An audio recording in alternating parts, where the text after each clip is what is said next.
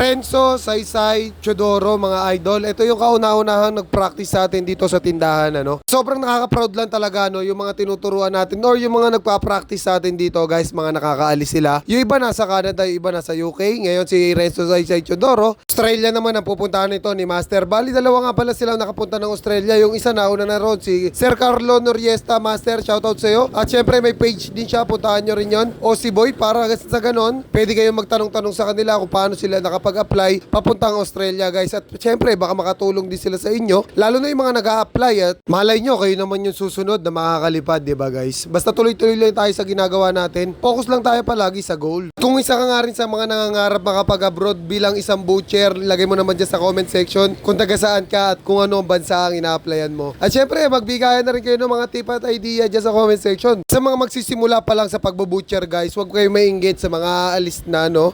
So tuloy-tuloy lang kayo, hinugin nyo yung sarili nyo dito sa Pilipinas para pag dumating yung puntong nag-a-apply na kayo at natanggap na kayo kung pupunta na kayo ng abroad, guys, talagang batak na kayo sa trabaho dito dahil pagdating nyo sa abroad, talagang matinding bakbakan pagdating nyo sa abroad. Libo-libo yung kakalasin nyo doon, guys. So sabi nga sa akin ng isa nating kaibigan na nasa Canada, guys, pagdating niya ron sa abroad, ang sabi lang sa kanya ng mga kasama niya ron, welcome to hell. Ibig sabihin, ganun kalupit yung trabaho doon, ganun kabigat. Kaya saludo talaga ako sa lahat ng mga OFW nating kapwa butcher, guys. Talagang napakabigat talaga ng trabaho doon. Kaya ang advice ko lang talaga sa lahat ng mga nag-a-apply, ano, palakasin nyo yung katawan nyo, yung grip ng kamay nyo, palakasin nyo. Siyempre, pagdating nyo ng abroad, para kayong mga sundalo nyan, sasaba kayo sa gera. Hanggat maaari nga, iwasan natin yung bisyo para maiwasan rin natin magka-problema sa medical, guys. At kung nag-gain ka pa nga ng experience para maging qualified ka sa a-applyan mong bansa, mag-unti-unti ka na rin mag-self-review ng IELTS habang may panahon pa na nag-gain ka pa lang ng experience. Para pagdating ng pag-exam mo ng IELTS, talagang ready ka na. At syempre, pag-suggest ko lang din sa mga nag-a-apply, wag muna kayong magre-resign hanggat hindi pa kayo siguradong tinatawagan kayo ng employer o wala pa kayong visa or talagang siguradong aalis na kayo para kahit papano, meron pa rin kayong source of income at nakakapag-practice pa rin kayo at talagang namamaster nyo yung mga ginagawa nyo. Although magkaiba talaga yung training dito sa Pinas, pagdating nyo sa abroad, magte-training pa rin kayo dun. Pero mas maganda na yung handang-handa kayo pagdating nyo sa abroad. Sana makatulong sa lahat ng mga baguhan yun, mga in-advise ko sa inyo, guys. Tuloy-tuloy lang kayo, focus lang talaga ang kailangan. At syempre, samahan nyo ng sipag at tiyaga at dasal. Tulad ng ginawa nito ni Master Saysay, guys.